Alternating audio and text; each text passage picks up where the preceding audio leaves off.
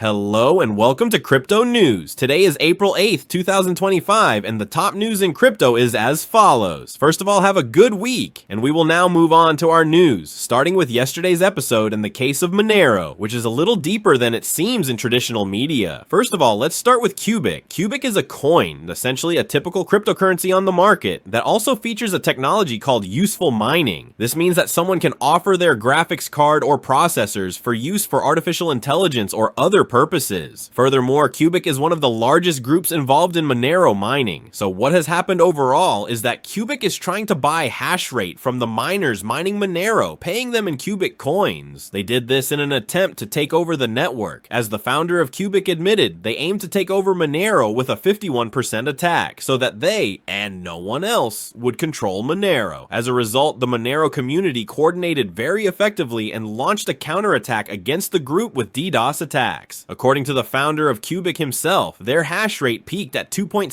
gigahertz. But then the Monero community launched a DDoS attack, which caused this rate to drop to 0.8 gigahertz. As a result, if you check the mining team's stats, you'll see an error, not because they hid their stats, but because their team essentially collapsed due to the DDoS attack. However, despite the attack, the founder stated that the Cubic team managed to mine 20% of Monero blocks in the last 24 hours. But they're not stopping there. Starting next week, they say, there will be 3 such marathons every week. So for at least 3 more times, they will try to take over the Monero network. The Monero community is already coordinating to deal with this effort. In addition, we learned that discussions are underway within the Monero community to upgrade the team itself to prevent such future threats. For all this information, I would like to thank Mr. Costa, with whom I had a very constructive public discussion online yesterday. He sent me a lot of information and helped me understand what is happening in the Monero community. This gave us the full picture. In addition to Mr. Costa, I would also like to thank Crypto Pasoko, with whom I also had a conversation about the situation. And if you want to learn more about Monero Society is one of the best places to see what's happening right now. So now that we've covered everything about the recent developments in Monero, let's move on to our episode and talk about Ethereum. Ethereum has revealed its plans for developments before the end of 2025. Just a few hours ago in Kyiv, despite the war, ETHKyiv 2025 concluded, where over 100 hackers presented their dApps and applications built for the Ethereum ecosystem. Then, during the final session, Mr. Vitalik and the executive director of the Ethereum Foundation, as you can see in this screenshot, revealed 2 very important things. First, Ethereum will operate at 400 transactions per second, similar to Ethereum Layer 1, with a finality of 3 seconds. All within this year. In the near future, they say, everyone will be able to run an Ethereum node on their mobile phone. All of this will be made possible thanks to ETHKyiv technology, which already makes Ethereum nodes much lighter by reducing storage space by validating transactions without requiring the full inclusion of transaction data. So by the end of 2025, Ethereum is expected to be significantly faster and more decentralized in the future, at least in theory. Next, let's look at news related to our digital identities, and specifically Hashgraph. Hashgraph is launching a platform for decentralized identities called IDTrust,